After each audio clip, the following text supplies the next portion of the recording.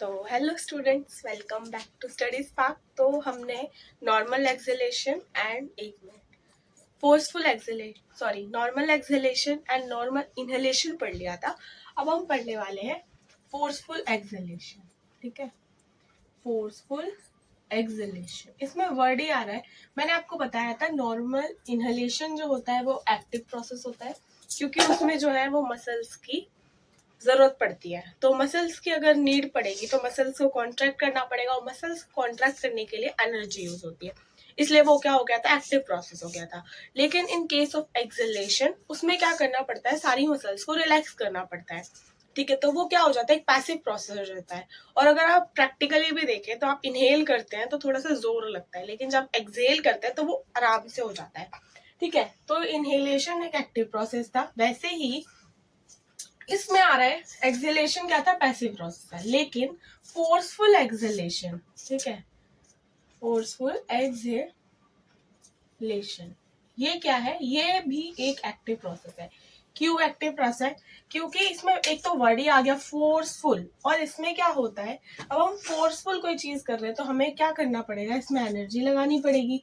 तो इसमें क्या होती है, एनर्जी यूज होती है। ठीक है, इसीलिए इसको क्या बोल देते हैं, एक्टिव प्रोसेस बोल देते हैं। एनर्जी यूज क्यों होती है, क्योंकि हम क्या करते हैं, अपनी एब्डोमिनल मसल्स को कॉन्ट्रैक्ट करते हैं। वैसे तो इस एक्सेलेरेशन के केस में हमें रिलैक्स करना पड़ता है मसल्स को, बट अगर हम फोर्सफुल एक्सेलेरेशन कर रहे हैं, एकदम मतलब अपनी मसल्स का यूज करके एक्सेल कर रहे हैं, तो क्या करना पड़ेगा, हमें मसल्स का यूज करना पड़ेगा। तो ये क्या है, एक्टिव प्रोसेस है।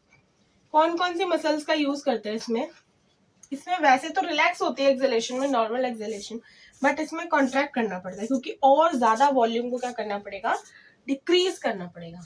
ठीक है, वॉल्यूम को डिक्रीज करेंगे तो प्रेशर क्या होगा, इंक्रीज होगा। किसका, बॉडी का। अगर प्रेशर इंक्रीज होता है बॉडी का, तो इन्वायरमेंट का प्रेशर क्या हो जाएगा, डिक्रीज। इसमें क्या हो जाएगा, एयर बाहर चली जाएगी। तो हमें क्या करना पड़ेगा, वॉल्यूम को डिक्रीज करना पड़ेगा। वॉल्यूम को डिक्रीज करने के लिए हमें मसल्स की नीड पड़ेगी। ठीक है, तो एक तो हमें मसल की नीड होती है डायफ्राम।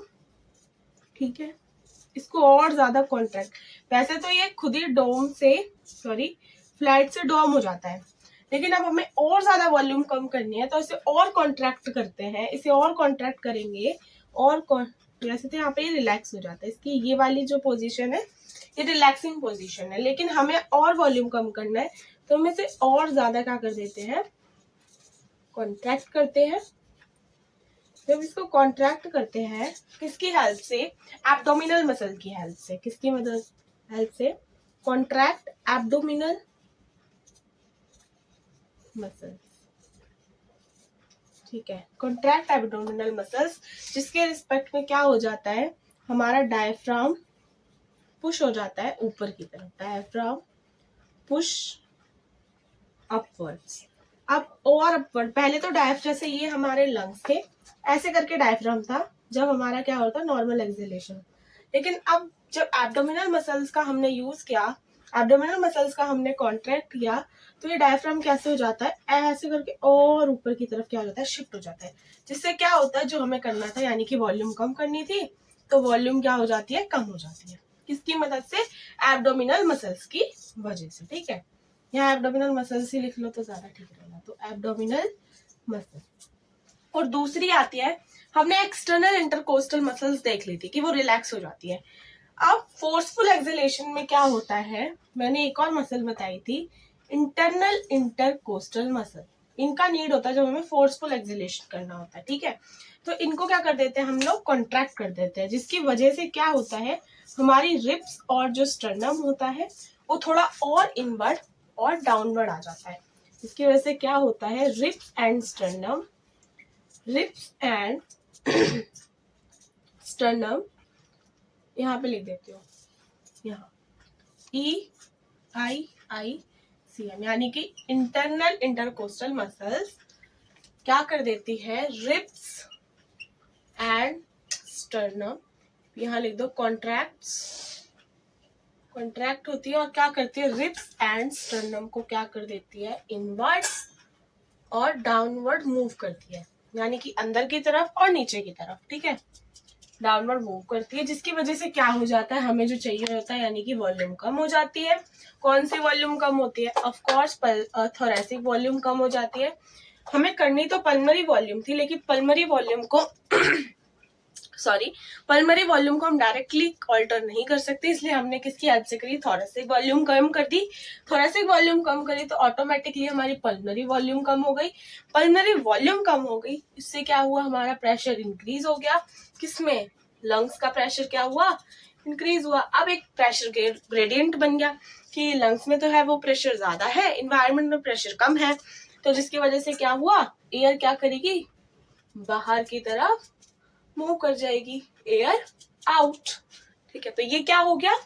Forceful acceleration. कौन कौन सी, एक बार ब्रीफ कर देती हूँ, कौन कौन सी मसल्स की नीड होती है इसमें? अगर ये फोर्सफुल एक्सेलेशन है, फोर्सफुल मतलब ही इसमें किसी एनर्जी का यूज होगा, ठीक है, एक्टिव प्रोसेस है, ठीक है। कौन कौन सी मसल? पहले तो ये समझो एक्सेलेशन में हम रिलैक्स करते हैं, बट अगर हम फोर्सफुल एक्सेलेशन करना चाहते हैं, मतलब उस रेंज से, नॉर्मल रेंज से आगे बढ़ना चाहते हैं और फिर एक्सेल करना चाहते हैं, तो हमें क्या करना पड़ेगा? मसल्स की नीड पड़ेगी वॉल्यूम और ज्यादा कम करने के लिए। कौन कौन सी मसल्स हमारी यूज होती है? एक तो एब्डोमिनल मसल्स, जो क्या करती है, पहले डायफ्राम ऐसा था, ऐसा नॉर्मल, जब वो क्या कर रहा था? रिलैक्स कर रहा था, हमें और वॉल्यूम कम करनी, तो डायफ्राम को थोड़ा और पुश कर दिया किसने? एब्डोमिनल मसल ने। यहाँ पे क्या होती है? एब्डोमिनल मसल्स होती है, तो इसने और डायफ्राम को ऊपर कर दिया, ठीक है। अब ऊपर पुश कर दिया, वॉल्यूम कम हो गई, वही हम चाहते थे, वॉल्यूम कम हुई, प्रेशर इंक्रीज होगा, पल्मोनरी प्रेशर, ठीक है। और फिर क्या हो जाएगी? एयर आउटसाइड मूव कर जाएगी। और एक और मसल्स होती है जिनका नाम होता है इंटरनल इंटरकोस्टल मसल।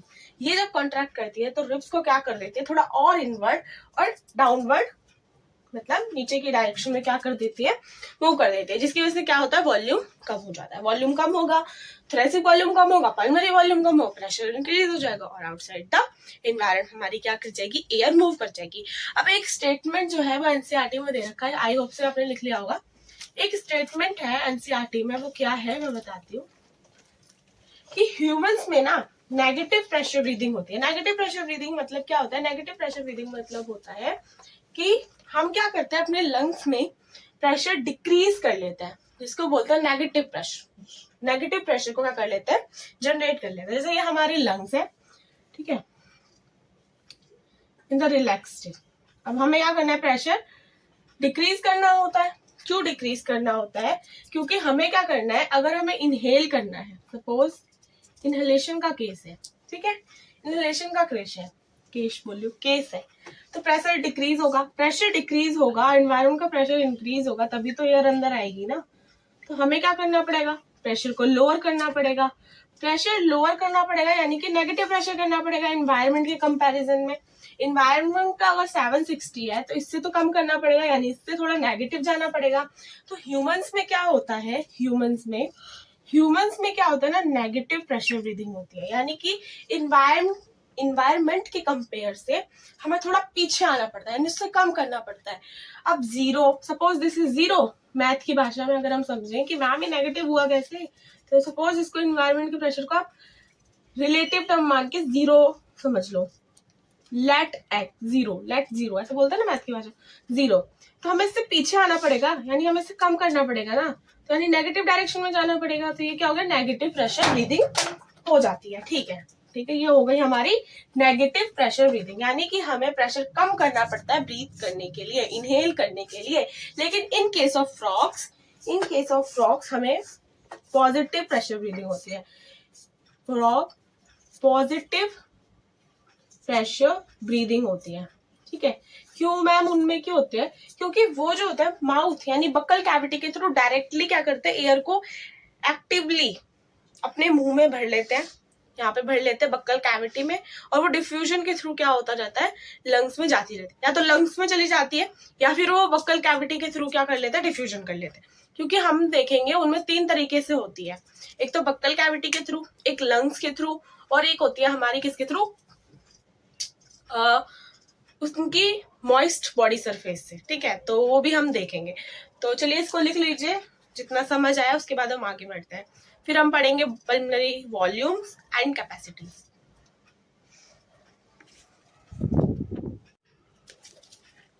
अब हम स्टार्ट करेंगे respiratory volumes and respiratory capacities.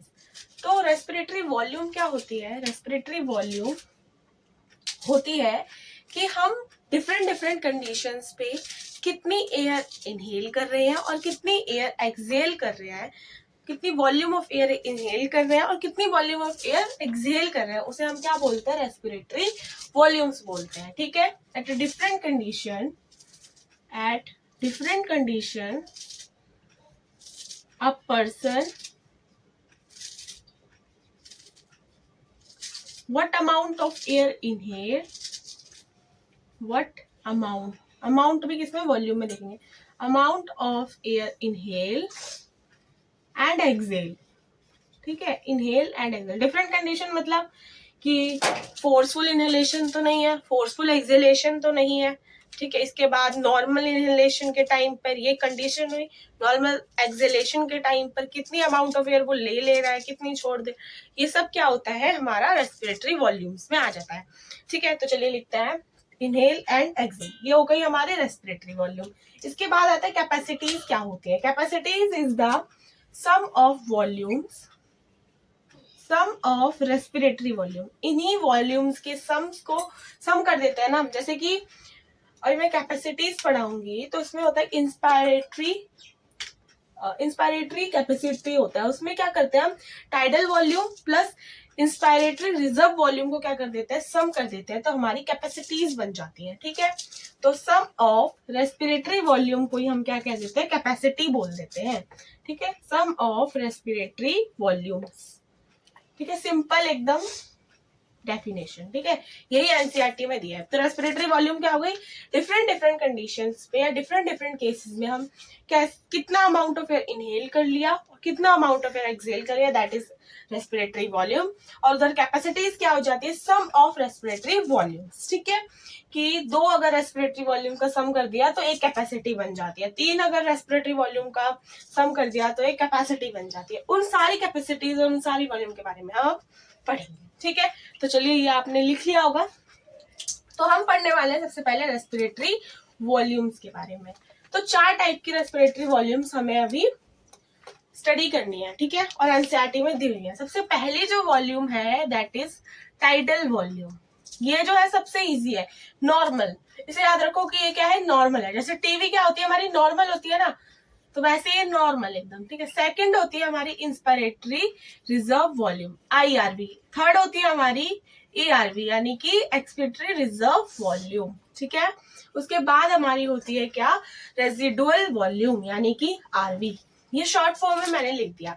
ठीक है, अब हमारे टीवी क्या होते हैं? नॉर्मल होते हैं, यानी कि हम जब नॉर्मल इनहेल करते हैं या फिर नॉर्मल एक्सहेल करते हैं तो उसे हम क्या बोलते हैं? TV. A person normally inhale that amount of air is called tidal volume. ठीक है, और ये कितनी होती है? अब भाई नॉर्मल इनहेल कितना कर लेगा?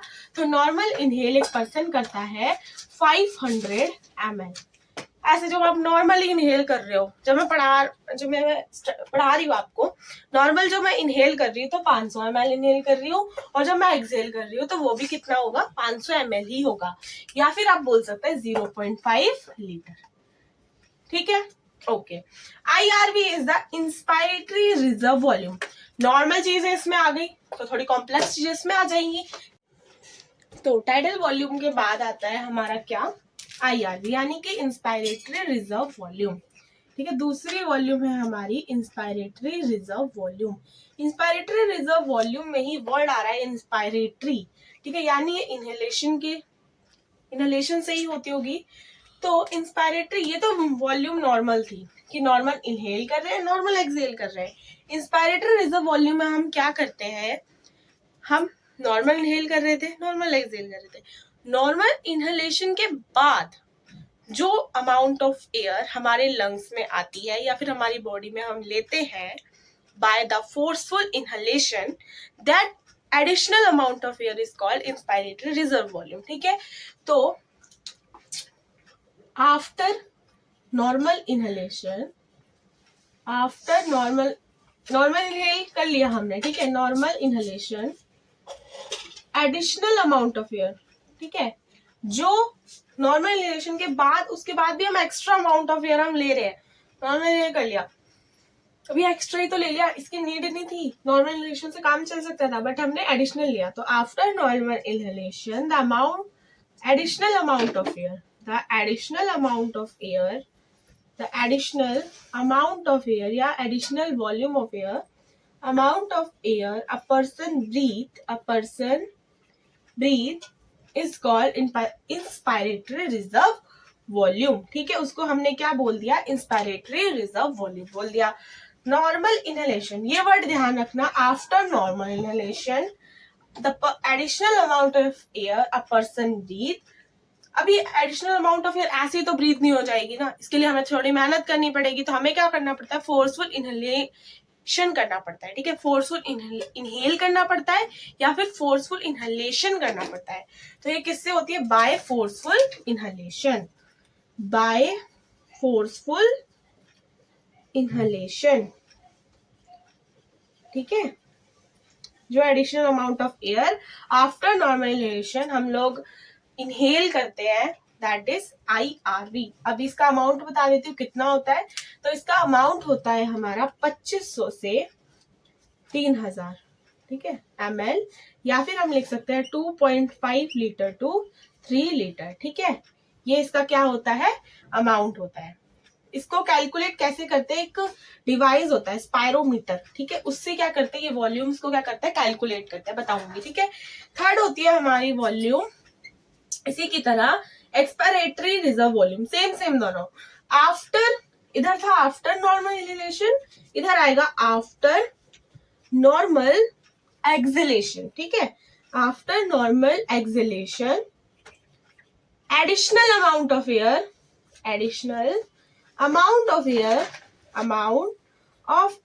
a person can exhale अब एडिशनल अमाउंट ऑफ एयर ऐसे थोड़ी एक्सेल कर देगा, मैंने नॉर्मल एक्सेल कर दिया उसके बाद में और एक्सेल करे जा रही हूँ, पागल थोड़ी हूँ, है ना। तो इसके लिए हमें मसल्स की नीड पड़ती है। तो किसके थ्रू होता है, बाय फोर्सफुल एक्सहेलेशन। ठीक है, amount of air a person can exhale by forceful exhalation. ठीक है, तो किसकी हेल्प से होता है, बाय फोर्सफुल एक्सहेलेशन। ठीक है, और ये कितना होता है, देखिए जब आपको पता है, आप नॉर्मल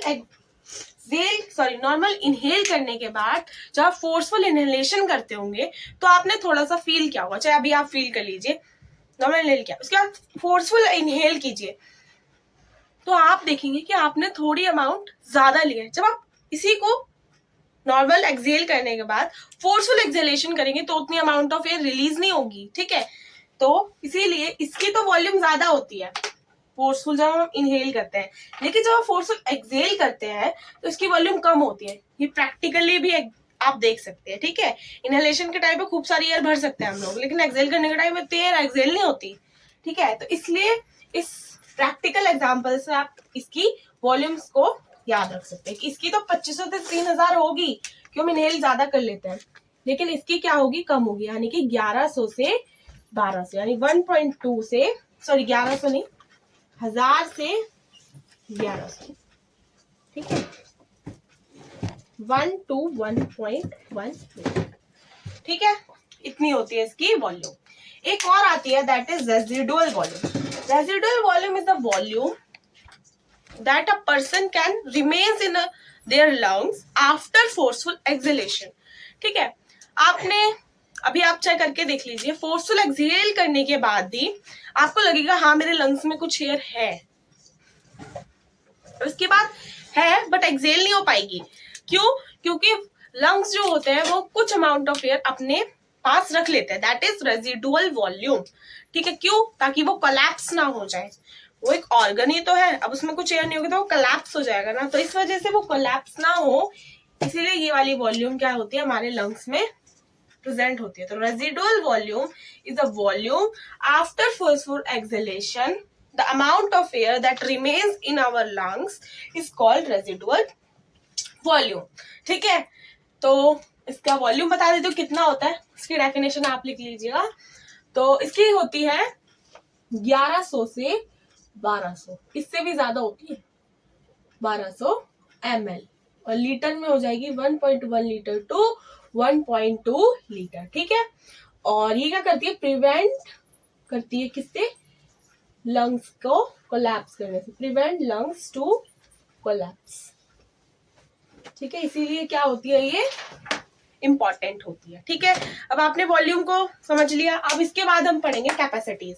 कैपेसिटीज इन्हीं वॉल्यूम के सम से बनेंगे, ठीक है। तो चलिए आप इसको लिख लीजिए, इसके बाद हम करेंगे कैपेसिटीज। तो रेस्पिरेटरी वॉल्यूम्स की क्या कर देता है, थोड़ी सी ब्रीफिंग कर देते हैं। तो tidal volume is the volume of air that a person can normal inhale and normal exhale. जिस टाइम पे मैं आपको पढ़ा रही हूँ, उस टाइम पे जो मैं इनहेल कर रही हूँ, that is normal inhalation and normal exhalation, जो आप पूरे डे में करते रहते हैं, ठीक है। That is normal inhalation and normal exhalation. लेकिन कभी कभी आपको बहुत ज्यादा जोश हो जाता है और आप क्या करते हैं, नॉर्मल नहीं करना चाहते, आप फोर्सफुल इनहेलेशन करते हैं, ऐसे करते हैं ना गुस्से में। तो नॉर्मल इनहेलेशन के बाद जो एडिशनल अमाउंट ऑफ एयर आपने इनहेल किया, that is forceful, bye the forceful inhalation, है ना।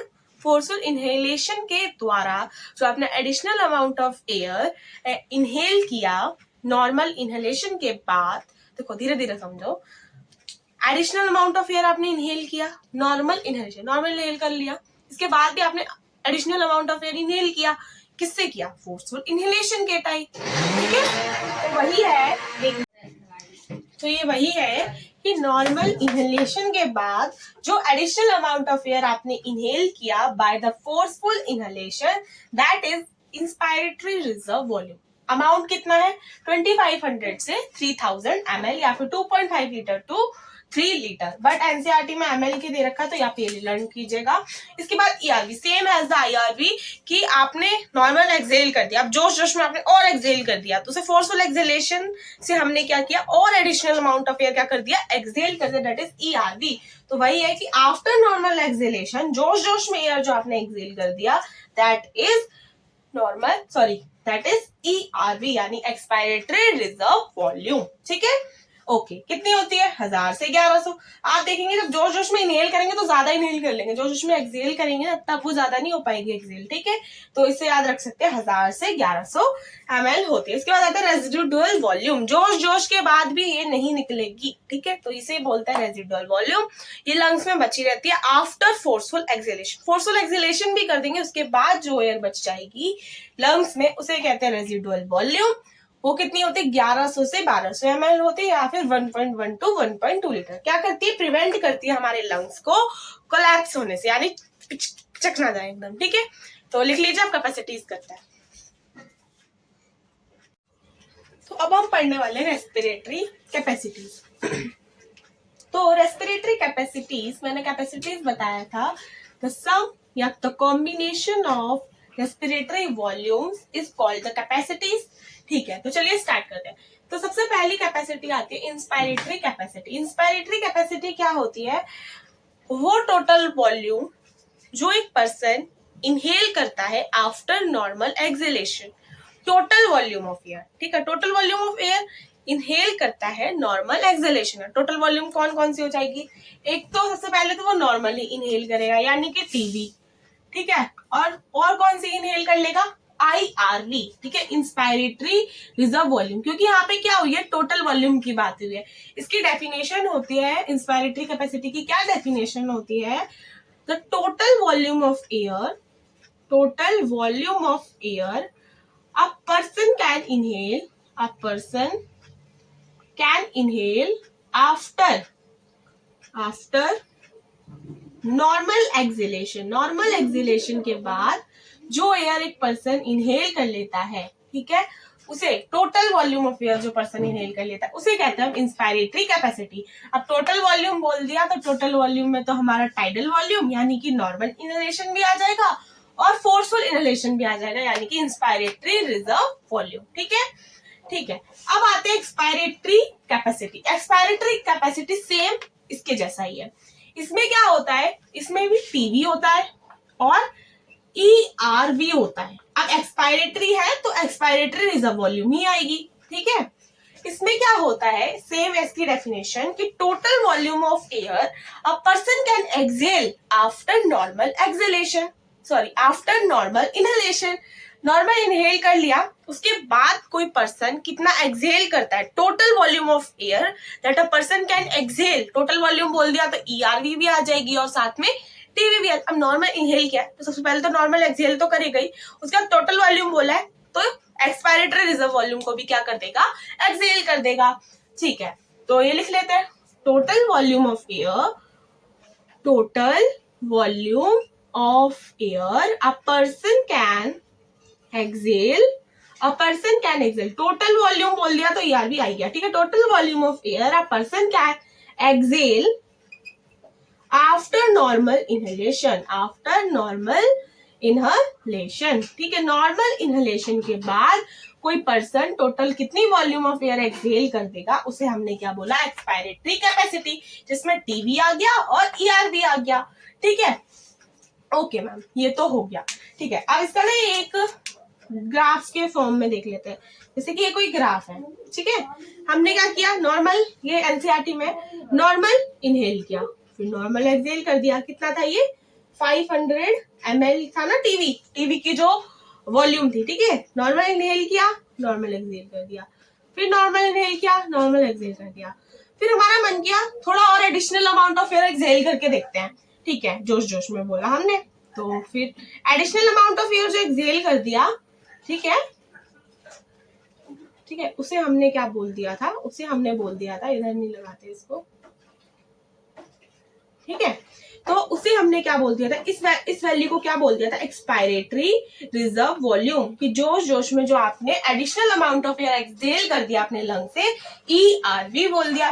ठीक है, ईआरवी हमने एक्सहेल कर दिया, इसके बाद सबसे पहले तो हम अपने लंग्स में क्या करेंगे, ईआरवी फिल करेंगे, जो एक्सहेल किया उसे तो फिल करोगे ना इनहेलेशन से। ठीक है, उसके बाद हमने नॉर्मल इनहेलेशन किया तो हमने टीवी फिल कर दिया, नॉर्मल इनहेलेशन से हो गया, फिर हमने नॉर्मल एक्सहेलेशन किया। ठीक है, नॉर्मल एक्सहेलेशन कर दिया। ठीक है, फिर हमने क्या किया, अब इसके बाद का यहाँ देख लो, नॉर्मल इनहेल किया। ठीक है, एक काम करते थोड़ा सा बड़ा बनाते हैं, जिससे क्या होगा आपको समझ आएगा। ठीक है, तो देखो, ये हमने कोई ग्राफ बनाया, यहाँ हमने नॉर्मल इनहेल किया, नॉर्मल एक्सहेल कर दिया, नॉर्मल इनहेल किया, नॉर्मल एक्सहेल कर दिया, इसके बाद थोड़ा सा एक्सहेल और कर दिया जोश जोश में, जो एक्सहेल किया additional amount of air that a person can exhale after normal exhalation, उसको क्या बोला था, ईआरवी बोला था, तो ये ईआरवी हो गया। अब ईआरवी क्या किया हमने, एक्सहेल कर दिया, तो पहले तो उसको इनहेल करेंगे, भरेंगे ना उसको, तो भर दिया, उसके बाद नॉर्मल इनहेल कर दिया, यानी कि टीवी कर लिया। ठीक है मैम, ये इनहेल हो गया, उसके बाद हमने जोश जोश में और इनहेल कर लिया। ठीक है, कि हमने भाई अपना कुछ खर्च किया था, इनहेल करेंगे इस बारी, और इनहेल कर लिया जोश जोश में, तो इस एडिशनल अमाउंट ऑफ एयर को हमने क्या बोल दिया था, IRV बोल दिया, कि inspiratory reserve volume, the additional amount of air inhale after normal inhalation. ठीक है, बाय फोर्सफुल इनहेलेशन, उसको हमने क्या बोल दिया था, इंस्पायरेटरी रिजर्व वॉल्यूम बोल दिया था। ठीक है, इंस्पायरेटरी रिजर्व वॉल्यूम। अब एक्सहेलेशन के टाइम पे सबसे पहले इसको एक्सहेल करेंगे, देन क्या करेंगे, नॉर्मल एक्सहेलेशन करेंगे, फिर नॉर्मल इनहेलेशन करेंगे, फिर नॉर्मल एक्सहेलेशन, नॉर्मल इनहेलेशन। तो ये क्या है, ऐसे होता है हमारी वॉल्यूम्स को इंस्पायर या फिर एक्सपायर। ठीक है, तो अब आता है हमारा फंक्शनल कैपेसिटी। फंक्शनल कैपेसिटी क्या होती है, ये लंग्स की वो कैपेसिटी होती है या फिर वो volume, total volume of air, जो क्या करता है पर्सन, क्या, एक मिनट,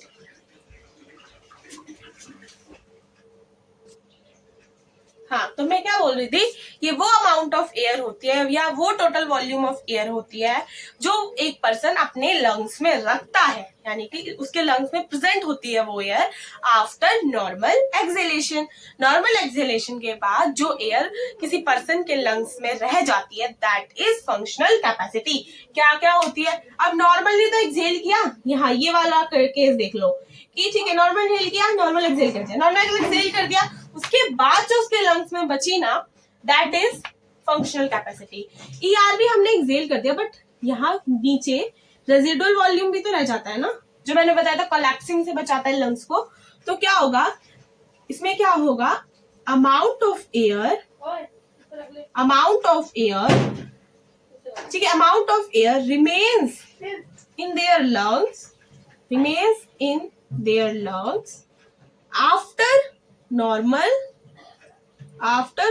exhalation। normal exhalation के बाद जो अमाउंट ऑफ एयर रिमेन रहा उसके किसके, जो भी ले रहा है सांस उसके लंग्स में, उसको हमने क्या बोला, फंक्शनल कैपेसिटी बोला। और इसमें कौन कौन सी आ जाएगी नॉर्मल एक्सेलेरेशन के बाद, एक तो ये बची रहेगी लंग्स में क्योंकि हमने अभी फोर्सफुल एक्सेलेरेशन नहीं किया, और एक ये बची रहेगी, तो इसमें आ जाएगी कौन कौन सी वॉल्यूम, ERV प्लस RV, ठीक है, ये दोनों वॉल्यूम क्या हो जाएंगी, इसमें आ जाएंगी, ठीक है। तो एक और बार देख लेते हैं, amount of air remains in their lungs after normal acceleration, ठीक है, नॉर्मल एक्सेलेरेशन के बाद, एक मिनट शोर आ रहा है, नॉर्मल एक्सेलेरेशन के बाद जो एयर उसके लंग्स में रह गई उसको हमने बोला फंक्शनल कैपेसिटी, ठीक है। अब इसके बाद आता है vital capacity. What is vital capacity? Vital capacity देखो क्या होती है, इसमें भी क्या होता है, आफ्टर नॉर्मल इनहेलेशन, ठीक है, नॉर्मल इनहेलेशन क्या, sorry after forceful inhalation, forceful inhale कर लिया हमने, फोर्सफुल इनहेल कर लिया। अब फोर्सफुल इनहेलेशन के बाद जो हम एयर एक्सहेल करेंगे उसे ही बोलते हैं वाइटल कैपेसिटी। अब नॉर्मल एक्सहेलेशन किया, सॉरी फोर्सफुल इनहेलेशन किया, ठीक है, थोड़ा कंफ्यूज मत होइएगा, ठीक है, समझिए, नॉर्मल इनहेलेशन तो किया, उसके बाद हमने फोर्सफुल इनहेलेशन किया, ठीक है। अब फोर्सफुल इनहेलेशन के बाद जो एयर हम एक्सहेल करेंगे उसे बोलते हैं वाइटल कैपेसिटी। कौन कौन सी करेंगे, फोर्सफुल इनहेलेशन किया था तो पहले तो हम इंस्पायरेटरी रिजर्व वॉल्यूम को एक्सहेल करेंगे, फिर हम टाइडल वॉल्यूम को एक्सहेल करेंगे, है ना, और उसके बाद क्या होगा, उसके बाद हम ERV भी करेंगे, ठीक है। तो ये तीनों जो होती है हमारी किस में आ जाती है, वाइटल कैपेसिटीज में आ जाती है, इसको नोट कीजिए। तो आई होप सो आपने ये सब लिख लिया होगा। तो चलिए अब वाइटल कैपेसिटी की डेफिनेशन लिखेंगे, देन TLC को स्टार्ट करेंगे, ठीक है, यानी कि टोटल लंग कैपेसिटी को स्टार्ट कर देंगे।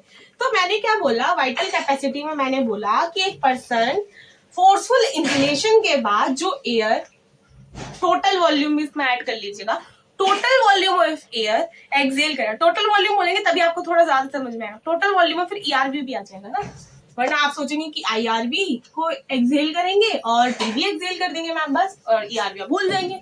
तो ये भी याद रखिएगा, टोटल वॉल्यूम ऑफ एयर आप पर्सन, एक मिनट ये फ्लैश, हाँ, टोटल वॉल्यूम ऑफ एयर एक पर्सन एक्सहेल करता है आफ्टर फोर्सफुल इनहेलेशन, उसे हम क्या कहते हैं, वाइटल कैपेसिटी कहते हैं। इसकी डेफिनेशन लिख लेते हैं, वाइटल कैपेसिटी, ठीक है। तो इसकी डेफिनेशन होगी total volume of air, total, एक minute, total volume of air a person can exhale after forceful inhalation, ठीक है, फोर्सफुल इनहेलेशन के बाद एक पर्सन कितनी volume of air, total volume of air exhale कर पा रहा है। तो कौन कौन सी कर लेगा, अगर उसने फोर्सफुल इनहेलेशन किया है तो फोर्सफुल इनहेलेशन में क्या क्या क्या आता है, IRV, तो मतलब कि उसने IRV इनहेल करी थी, ठीक है, और उसके पास TB तो होती ही है, ठीक है, इनहेल करी थी तो सबसे पहले इसी को निकालेगा। अगर इसने ये वाली फोर्सफुल इनहेलेशन किया है तो इसने ये ली है, सबसे पहले इसको निकालेगा, ठीक है, IRV निकाल दी, उसके बाद नॉर्मल एक्सहेल तो करेगा ही, तो TB हो गया। उसके बाद अब टोटल वॉल्यूम बोल दिया है तो मतलब ये एक्सपायरेटरी रिजर्व वॉल्यूम को भी क्या कर देगा, एक्सहेल आउट कर देगा, तो इसे बोलते हैं हम vital capacity. I hope so समझ आ गया होगा। इसके बाद हम पढ़ेंगे टोटल लंग कैपेसिटी, ये तो नाम से ही समझ आ रही है। अच्छा, इसकी एक और डेफिनेशन होती है वाइटल कैपेसिटी की ही, कि total volume of air a person can exhale की जगह इनहेल आफ्टर फोर्सफुल एक्सहेलेशन। तो इसको भी, इसकी भी डेफिनेशन लिख देते हैं। दो डेफिनेशन होती है इसकी, एक तो मैंने ये वाली लिख दी, ठीक है, एक कई कई जगह ये वाली भी लिखवा देते हैं, ये भी बता देती हूँ। तो टोटल वॉल्यूम ऑफ एयर, ठीक है, अभी समझाऊंगी भी, पहले लिख लो, total volume of air a person can inhale after forceful in exhalation। Forceful exhalation के बाद कोई भी पर्सन जो volume, total volume of air inhale करेगा, that is also a vital capacity. अभी इसको समझाती हूँ, एक मिनट। तो मैं पढ़ा रही थी वाइटल कैपेसिटी, इस ये वाली डेफिनेशन मुझे क्या करनी थी, समझानी थी आप लोगों को। तो डेफिनेशन से ही समझते। सबसे पहले तो टोटल वॉल्यूम, ठीक है, इस पे जोर डालेंगे। Total volume of air a person can inhale after forceful exhalation. Forceful exhalation में क्या होता है, हम ईआरवी भी एक्सहेल कर देते हैं, है ना। तो हम क्या करेंगे, अगर इसको एक्सहेल किया है, सबसे पहले तो इसी को लंग्स में फिल करेंगे ना। तो इसमें क्या होता है, सबसे पहले हम ईआरवी इनहेल करते हैं, फिर हम क्या करते हैं, नॉर्मल इनहेल करते हैं, यानी कि टीबी इनहेल करेंगे। उसके बाद टोटल वॉल्यूम बोल दिया है, तो हम क्या कर देंगे, आईआरवी भी इनहेल कर लेंगे। तो ये तीनों इसमें भी आ गई और ये तीनों इसमें भी आ गई। टोटल वॉल्यूम से ये याद रखिएगा कि अगर टोटल वॉल्यूम नहीं बोलेंगे तो आप तो सिर्फ ये वाली वॉल्यूम करेंगे, क्योंकि आप तो नॉर्मल कर रहे हैं, ठीक है। फिर आप ये नहीं कर पाएंगे, तो टोटल वॉल्यूम बोल दिया, तो इससे आपको ये भी पता चलेगा कि हमें आईआरवी भी करनी है, ठीक है। तो total volume of air a person can inhale after forceful exhalation, ठीक है। फोर्सफुल एक्सहेलेशन के बाद, फोर्सफुल एक्सहेलेशन में आपने इसको एलिमिनेट कर दिया था, सबसे पहले आप इसको फिल करेंगे अपने लंग्स में, उसके बाद नॉर्मल तो करेंगे ही करेंगे, और टोटल वॉल्यूम बोल दिया तो आईआरवी भी कर लेंगे, ठीक है। अब हम पढ़ेंगे total lung capacity, that is TLC, ठीक है, टीएलसी। चलिए पढ़ते हैं। टोटल लंग कैपेसिटी, इसके नाम से ही समझिए कि ये टोटल लंग कैपेसिटी की बात कर रहा है। तो इसका पहले डेफिनेशन लिख लेते हैं ना। तो total volume of air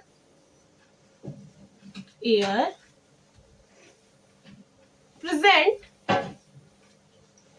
in our lungs, वो टोटल वॉल्यूम ऑफ एयर जो प्रेजेंट होती है हमारे लंग्स में after forceful inhalation. Forceful inhalation के बाद जो एयर हमारे लंग्स में प्रेजेंट होती है उसको हमने क्या बोला, टोटल लंग कैपेसिटी। फोर्सफुल, एक बार ये लिख नहीं रहा, इसको पहले एक काम करते हैं, ऐसे करते हैं। तो फोर्सफुल किसके बाद, फोर्सफुल इनहेलेशन के बाद जो एयर हमारे लंग्स में प्रेजेंट होती है उसको हमने क्या बोला, टोटल लंग कैपेसिटी। तो क्या क्या हो जाएगा, फोर्सफुल इनहेलेशन लिख देते हैं यहाँ पर। अब फोर्सफुल इनहेलेशन के बाद क्या क्या होगा, देखो सबसे पहले तो अगर फोर्सफुल इनहेल किया है तो आईआरवी तो होगी हमारे लंग्स में, उसके बाद टीवी तो होगी कि हमने नॉर्मल इनहेल तो किया ही होगा आईआरवी से पहले, ठीक है। उसके बाद ईआरवी भी होगी, इनहेल किया है ना तो ईआरवी तो होगी, ठीक है। और रेजिडुअल वॉल्यूम भी होगी साथ में, ठीक है, क्योंकि ये तो हमेशा लंग्स में होती है ना, ठीक है। ये लंग्स में हमेशा क्यों होती है, ताकि कोलैप्सिंग से बचाती है ना। तो ये चारों की चारों क्या होती है, हमारे लंग्स में प्रेजेंट होती है आफ्टर फोर्सफुल इनहेलेशन, ठीक है। और ये जो थी ये हमारी क्या थी, वाइटल कैपेसिटी। तो इसको एक और तरीके से लिख सकते हैं, vital capacity plus residual volume, ठीक है। तो यहाँ हमारी सारी की सारी कैपेसिटीज क्या हो जाती है, फिनिश हो जाती है, ठीक है। अब आपको आई होप आपको बहुत अच्छे से समझ आया होगा, नहीं समझ आया है तो मैं फिर से कोशिश करूंगी कि आपको समझ आएगा, ठीक है। तो चलिए इसके बाद रेस्पिरेटरी कैपेसिटीज के बाद हम पढ़ेंगे एक्सचेंज कैसे होता है, ऑक्सीजन कैसे हमारे ब्लड में ट्रांसपोर्ट होता है। तो चलिए स्टार्ट करेंगे, आप इसे लिख लीजिए।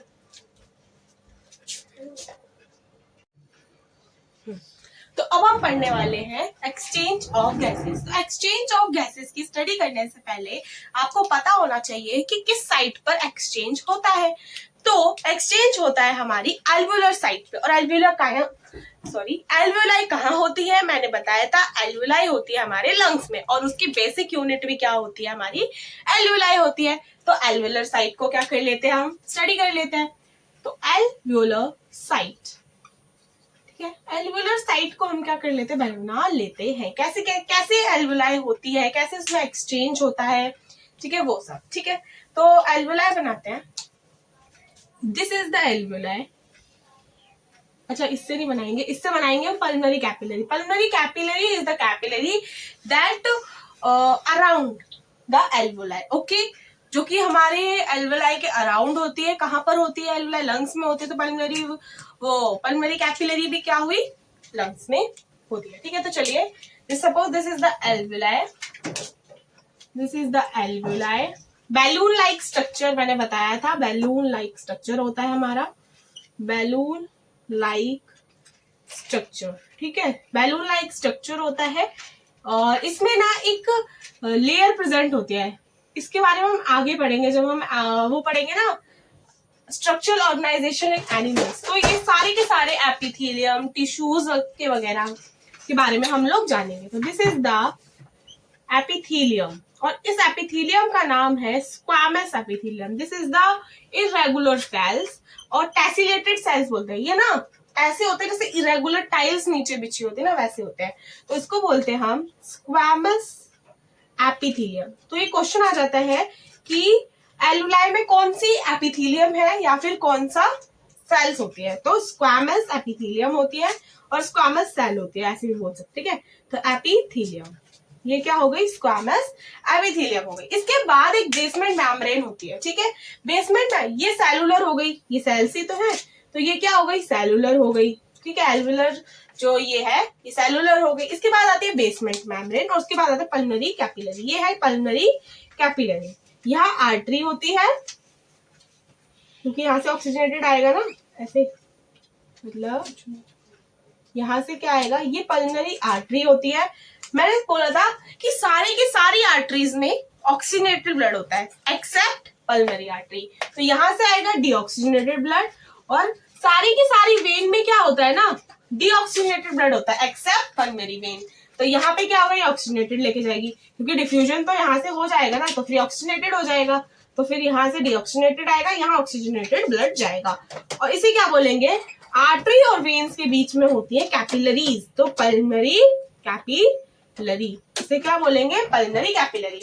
अच्छा, जैसे एल्वुलाई में, तो जैसे कि एल्वुलाई में थी स्क्वैमस एपिथेलियम, वैसे ही पल्मोनरी कैपिलरी में भी होती है स्क्वैमस एपिथेलियम। बट जो कैपिलरीज के बीच में स्क्वैमस एपिथेलियम होती है उसका हम एक और नाम दे देते हैं, दैट इज एंडोथेलियम। तो पल्मोनरी कैपिलरी में कौन सी हो गई, एंडोथेलियम प्रेजेंट हो गई, तो एंडोथेलियम। ठीक है, तो सबसे पहले आप देखें, हमने एल्वुलर साइट के बारे में जान लिया। अच्छा, यहाँ पर क्या होता है, बेसमेंट मेम्ब्रेन होता है, ये नॉन सेलुलर होता है, केवल कुछ सब्सटेंसेस यहाँ पर क्या होते हैं, फिल होते हैं। ठीक है, तो ये बेसमेंट मेम्ब्रेन हो गया, इसके बारे में भी हम लोग लिख देते हैं बेसमेंट मेम्ब्रेन। तो मैंने ये क्या बता दिया, एल्वुलर साइट के बारे में बता दिया, मेम्ब्रेन। ठीक है, तो एल्वुलर साइट के बारे में पता चल गया। अब हम क्या देख रहे हैं, exchange of gases, exchange of gases. ठीक है, तो जब हम एक्सचेंज ऑफ गैसेस पढ़ते हैं तो कहाँ पर एक्सचेंज हो रहा है, कैसे एक्सचेंज हो रहा है, क्या क्या फैक्टर इस एक्सचेंज को रोक रहे हैं, कौन से फैक्टर इस एक्सचेंज को सपोर्ट कर रहे हैं, वो भी देखना पड़ेगा, है ना। तो अब हम पढ़ेंगे factors affecting exchange of gases. ठीक है, तो हम पढ़ेंगे फैक्टर्स, पूरी लाइन नहीं लिखनी, फैक्टर्स बस मैंने बता दिया कि factors affecting exchange of gases के बारे में हम स्टडी करने वाले हैं। सबसे पहले अगर इस साइड पे एक्सचेंज हो रहा है तो ये भी तो मैटर करेगा ना कि ये मोटी कितनी है लेयर, कितनी पतली है। अगर ये लेयर मोटी होगी तो इसके बीच एक्सचेंज नहीं हो पाएगा। तो अब जो ये 3 लेयर्स हमने पढ़ी, अब आप सोच रहे हो मैम ये 3 लेयर्स से बहुत मोटी नहीं हो गई होंगी, नहीं होती है, बहुत पतली होती है। स्क्वैमस एपिथेलियम जो होती है वो बहुत पतली होती है, इसमें आप देखेंगे इसमें फिल्ट्रेशन भी होती है। अब जो चीज पतली होगी उसी से तो फिल्ट्रेशन हो पाएगा ना, इससे फिल्ट्रेशन डिफ्यूजन इजिली हो जाता है क्योंकि बहुत पतली होती है। ठीक है, तो और